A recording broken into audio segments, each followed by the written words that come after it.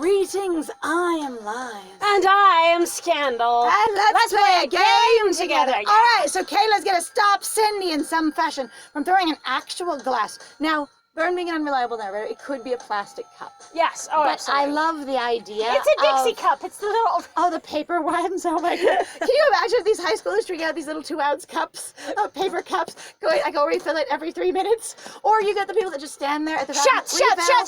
Basically, they fill it, they take a shot of lemonade, they fill it, they take a shot of lemonade, they fill it, they take a shot of lemonade. Oh, my God. I have actually seen really tiny cups in cafeterias before when I was in grade school or when I took occasional visits to my brother's high school because I didn't go to high school. I was homeschooled. Right. I always say I didn't go to high school, and then I have to pause and go, because I homeschooled high school, right? Because I didn't go anywhere. But I've had several people go, you never went to high school? And I go, no, not at all. I was homeschooled. And they're like, oh, I thought you just didn't high school at all. Didn't at all. And they're like, holy shit, you're so smart. I've had that one too, going, for someone who didn't go to high school, you're really smart. And I'm like, thank you. On the other hand, when I tell people I was homeschooled, they're like, you make so much more sense now. And I go, how do you mean? Well, it's just your social behavior, makes way more sense for a homeschooler. Anyway, so throwing a glass of lemonade that may or may not, but I watch them sometimes just be in line in the lunch counter, and just use this tiny glass, drink the whole thing, fill it again, drink the whole thing, fill it again, and then go off to their seat because it's so tiny. Right, here we go. Don't even think about it. Bern is a sweet girl, but I'm not. Now get lost, Cindy. I will front on you. I have a tank top under here, and I have better arms than you do, and I will strip, and I will flex, and your bullying days will be over. They will be done. My guns are better than yours! Honestly, I'm very conflicted because I'm surprised, honestly, that Kayla's doing this at all. But again, I can't really read this character very well. Nope. Like I said before in a previous episode, was really that the writing seems to be going now of being like, now that we sort of established whatever the fuck we were trying to establish, kind of, now we're gonna lean so heavy into basically girl fighting tropes, your friend's gonna be there for you tropes. But I'm also like, your friend, the awkward third wheel. Fine, I'll just leave. And then going, I'll be here to protect you immediately. From his girlfriend. Apparently. Potentially his girlfriend. I don't know why I didn't think that he wouldn't have a girlfriend. He's the captain of the football team. Of course he would fucking have a girlfriend. Because that's how everything works. Or someone who thinks they're his girlfriend.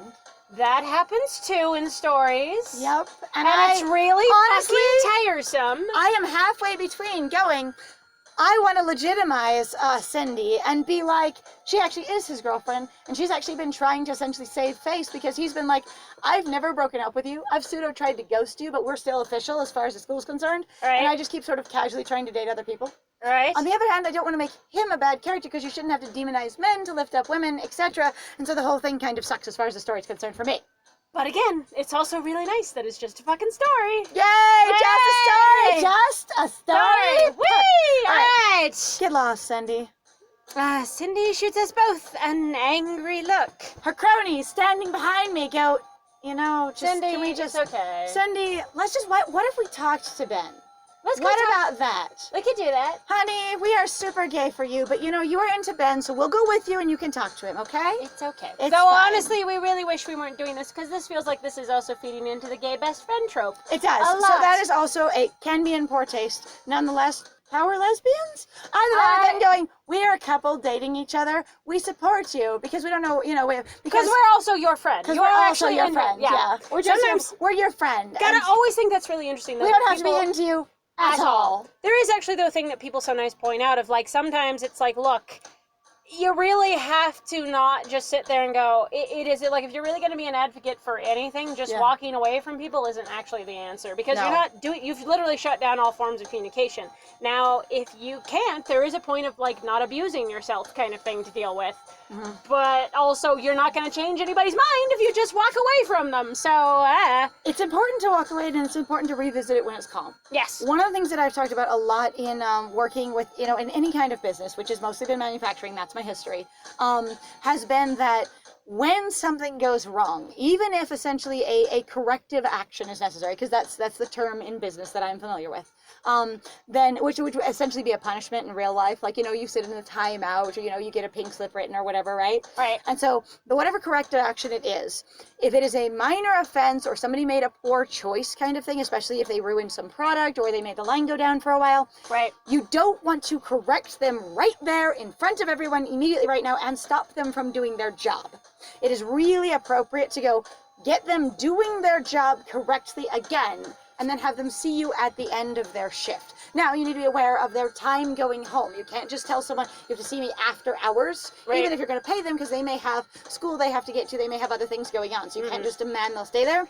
But going, as soon as you route out what you can do, the last 20 minutes of your shift are going to be with me, so we can talk about why this happened, how to prevent it in the future, and why it's important that you understand what went on, how it affected other people. Right. And so for me, I'm like, a lot of times it's really valuable to let that person cool off, think about it on their own. And by the time, for me, most people come to you, they go, you didn't attack me about this. You got me back to my job and back on track.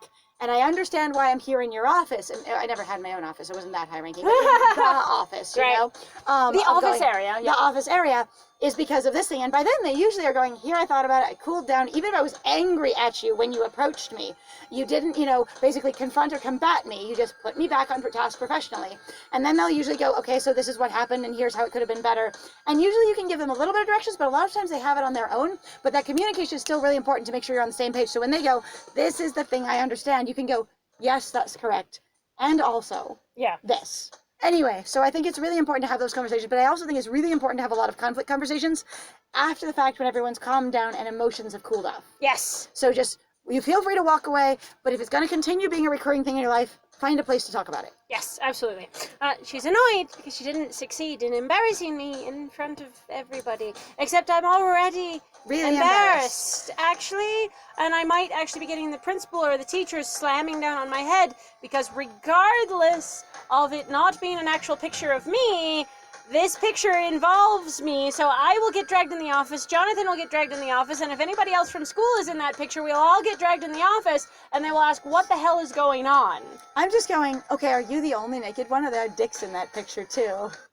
That's actually why I was what level of porn is this picture? What level of like, granted, we are totally assuming a certain thing. We are assuming a certain thing. On the other hand, it'd be freaking hilarious if it's a picture where you can't even tell if she's naked because you got 4 guys standing in front of her, basically her shoulders showing kind of thing, and she was basically wearing a strapless bikini top. Like, whatever.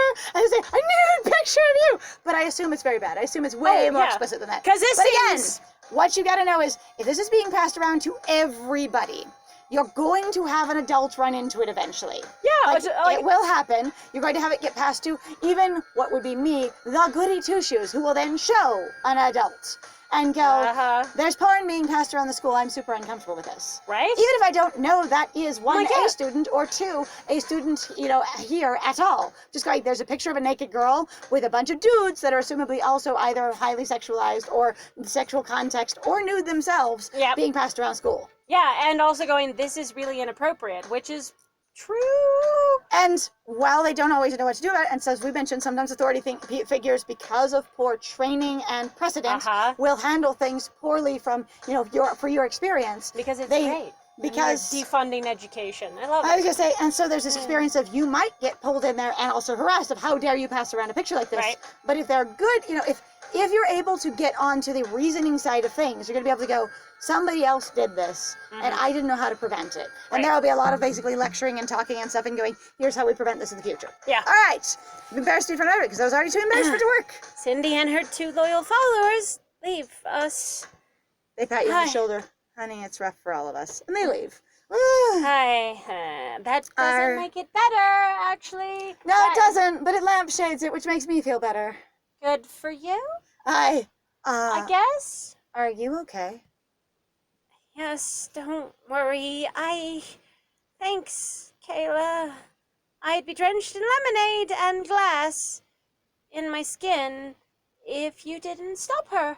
Or, glass on the floor, potentially, depending on whether she was going to slosh the glass at you or throw the whole glass at you. Which is actually where I went. An important distinction. Throw a glass at. Yeah, so the thing is there are 2 ways to read that, and sometimes it's really important to show which, of going, dump a glass of lemonade on you, or throw the whole glass, because people do pick up full glasses and throw them. Yeah, they do. And she could have been just going to like smash a freaking glass into your head.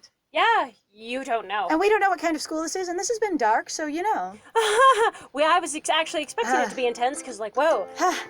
That's what this music. Music! I immediately, don't worry. Everything is fine now, dude. Don't worry, I'm fine. I'm dying inside. This is the friend song. Do do do do. The friend song is for everyone. The craft music is back. It All right, is. keep going. Anyway. It's okay. Kayla's gonna show us That's what her friends are for. her DIY leather jacket. It's fine. Boing. That's what. I'm kidding. My friend going. I can't lie, and I'm laughing. That's what friends are for, right? The bell rings. There's the bell again. Hey. Let's go to class. Sure. Yes. Again, I am confused about the motivation here, because I'm like, really, Kayla did try very hard, more or less potentially to either save us from being left alone with Ben, depending on how you want to read that. But I know probably in the trope way of going like, no, me, because She also tried to protect us slightly from Jonathan at the beginning, and then basically hit a wall of going, I don't know how to interact with this drinking thing, Right. so I'll just I'm embarrassed in front of this guy who is nonetheless popular, so I'll just front and, take the shot. right. Mm-hmm. The single shot. I'm so glad that the chemistry test went very well. Perhaps it's because Jonathan isn't bothering me anymore, and I guess studying with Ben for a little while really helps. Even though it was really honestly for only about like 10 to 15 minutes, which isn't to say that's bad, and sometimes having a refresher actually before you go into the classroom is a really good thing, because it helps bring your memory, up to speed, basically, like where you are, like sort of reinvigorate yourself. Honestly, but, he had really good notes. no, they were really well organized. I like them. I mean, I go to my locker to put some stuff here. There. Excuse me. Wow, I was like, here. Some stuff there. Stuff there, but Ben taps my shoulders, and I can see through my body now. And I know that Ben was behind me, and he reached to tap my shoulders, because I actually have a mirror in my locker. Yes. And it's great. I have this little, the makeup mirror. Uh-huh, Oh my God, they were everywhere. You swing your locker door completely open, and there's a mirror there, and you see Ben walk up behind you, and you freeze, and then he taps you on the shoulder, And you go, and you're like, hi. you startled me. Oh. So that whole thing where they keep using a convention of someone calls out to me and there's a mysterious voice, and it hasn't been in this game, but then you don't know who it is, even though you clearly heard their voice before, or that thing of going, someone's behind me, and in this case you know exactly who's behind you. Yes. Like again, Bern is a ghost, and she's hyper aware of her entire surroundings because her senses don't exist the same way anymore. And she knew he was behind her. That's fine. You startled me. He grins with rock music in What the is back. with this What music? the fuck? This is almost like somewhere between I want to say like Weezer and like Cake and maybe Nirvana. See, I was gonna say like somewhere between Nirvana and 9 Inch Nails with that guitar riff. Just I that can bit kinda at the see it. beginning. Yeah, I can going, kinda- it's gonna come in heavier, and then it doesn't. Okay, fair. Mhm. But no, more like Manson, because 9 Inch Nails did a lot more like industrial like rock, more than like a keyboard stuff in my exposure. But then again, I like more of the older stuff. I'm more familiar with their older stuff That's anyway. right. I don't know. Sorry. How was the test? Thanks to you, I think I did okay. Not that I could have done better if I'd actually, Just gotten studied on home, my own. and went home on time. And Can I ask you about your girlfriend? girlfriend, do you actually have one? What was that? Because that would be really good to know. Great. Listen, I have to go to football practice today. I'll call you tonight. Okay? Pauses for a really long time. Okay. You're just telling me you're gonna call me tonight. We have no established connection at all. We have no boundaries. We have no communication. We have no anything. What we are is okay. So in reference to people in the App Store going, your main character is so vapid, so self-centered, so basically frustrating and boring, and just going, she's just this guy. I'm like, she's a pushover.